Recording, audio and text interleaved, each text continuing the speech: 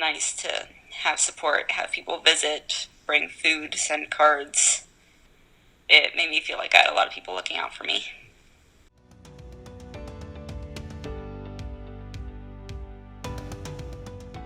My friends, I think just really their ability to show up and support me, and whether it be phone calls, emails, little packages. I remember at the time there was a program called Spirit Jump. It doesn't exist anymore, but basically you could kind of submit your story, or someone could submit it on your behalf, and then it's shared with this community. And I got letters and little gifts from people from all over the country, that I hadn't met. And they said, we're cheering you on, and I can't believe you just ran a half marathon. You're such a rock star. You're more cheerleaders than you know. And I just got these really kind notes from all over the world. So, that's something that I've kept with me. And I just, anytime that, someone that I know, or even friends of friends or family members of friends, things like that, if they're going through a hard time, like that's one of the first things I ask is their address, and I try to send a note of encouragement.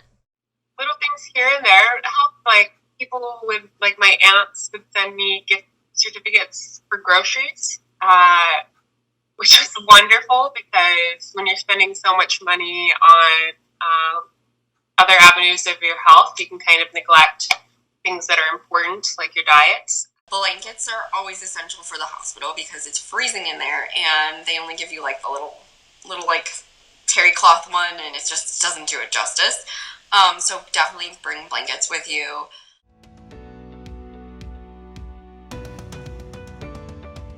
The other gift that my girlfriend actually did for me, because I had spent so much time in the hospital, and the 60-day stay when I was in there, she had gone to Target or wherever, gotten a bunch of cotton, just basic t-shirts, cut the entire side of it off, and Velcroed it back together.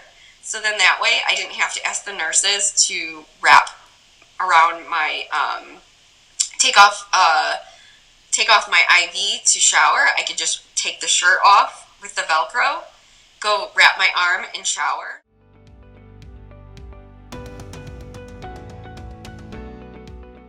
My mom would drive me to a lot of my appointments, most of them, in fact.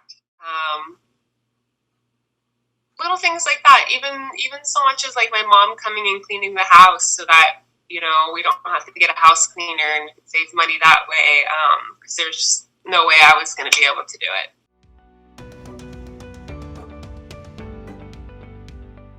I would have never set up anything for myself, but we had friends set up a You Caring page, which is like a GoFundMe page. And they were like, hey, we're pretty much doing this. We just need your bank account so this can direct deposit in there. And so, but just like watching friends step up like that and just accepting help from other people, it is amazing seeing what people want to do and how much they love you in different ways, whether it's a text message. I had pen pals during the event, whether people want to make meals. We had, my mentor bought an air conditioning for us because we didn't have air conditioning in our old house when we were in Colorado, to help while I was going through that first treatment. And so the things that people want to do, oftentimes that is a blessing to them, to allow them to bless you, because they want to help you and they want to be there for you because they love you. And then in turn, you get to see, wow, like I want to help other people too because of how much it meant to me. I had 2 fundraisers. That was very helpful. And very generous and mind-blowing and overwhelming. The generosity of the people in my industry and family and friends that came and gave and donated from far and close. That was very touching.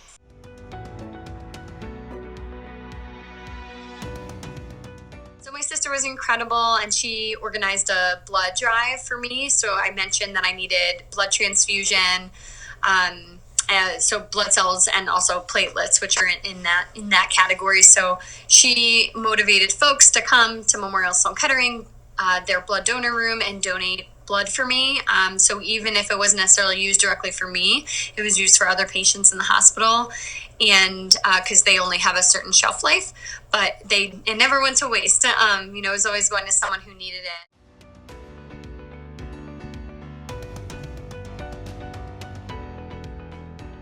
For me, I cope with people. That's just who I am. I'm a dependent coper. So I really do better when I'm in communication with someone. So finding other people's stories was the best gift for me.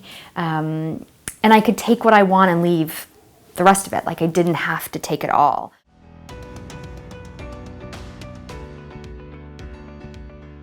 I would just say, like, as far as like the physical gifts, they were very, very kind, very, very kind. The coloring books, the stuffed animals, but I think the most was the visits, the physical visits. It was just somebody I felt that cared and loved me enough to physically visit me.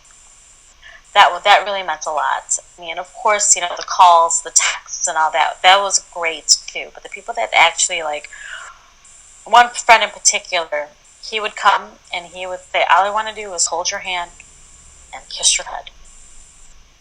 And I haven't seen this guy in over 20 years, almost 30 years. I went to high school with him. Now he's like one of my best buddies.